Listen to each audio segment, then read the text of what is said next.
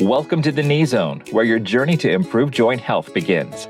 Meet Dr. Raj Sinha, your go-to orthopedic surgeon specializing in hip and knee replacements. With nearly 30 years of experience, Dr. Sinha is more than just a skilled surgeon. He's an innovator. Having helped design implants for major companies, he continuously seeks fresh solutions to enhance joint health. Together with his wife Diana Braun, author of Knee Replacement Secrets, Dr. Sinha treats each of his patients like their family. Join Dr. Sinha as he walks you through the ins and the outs of knee replacement, answers your pressing questions, and guides you towards better mobility. Dr. Sinha, how has total knee replacement changed since it was first developed?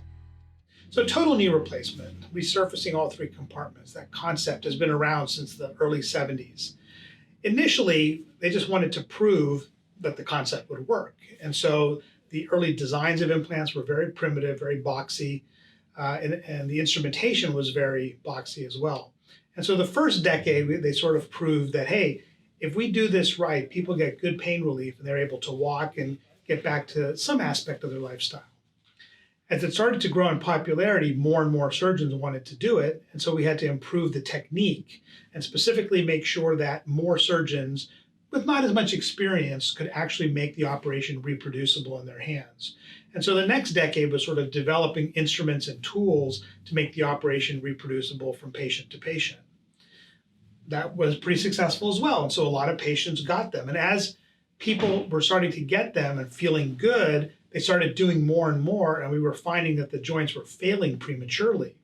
So the next decade was understanding why do the joints fail, and the long and the short of it was basically that the plastics and the way they were manufactured was not good enough to withstand the wear and tear of what a happy, healthy, active patient does. And so the next decade was working on manufacturing techniques to get to the plastics to be to the point where they would last a long period of time. And now the plastics that we use, we think will last 20 years or more in most people's hands. Well, the next thing that happened was people started getting more and more active, and they started saying, hey, I feel really good, but my recovery was terrible. It took so long and it was painful, and how do we improve upon that? And that ushered in the era of minimally invasive surgery, where we focused on the patient's recovery, smaller incisions, less trauma. How do we redesign instruments to make the operation still reproducible, but not cut as much tissue away and do as much damage during the operation? That also included pain management techniques like peripheral nerve blocks, things that really control pain and allow people to walk the same day as the operation. So that was successful too. But the next evolution basically was that people said, okay, I feel great, my recovery wasn't so bad, but I can't do the things that I want to do. I have residual pain, I've got some residual stiffness, and the knee just doesn't feel normal. I'm happy, but I wish I was happier.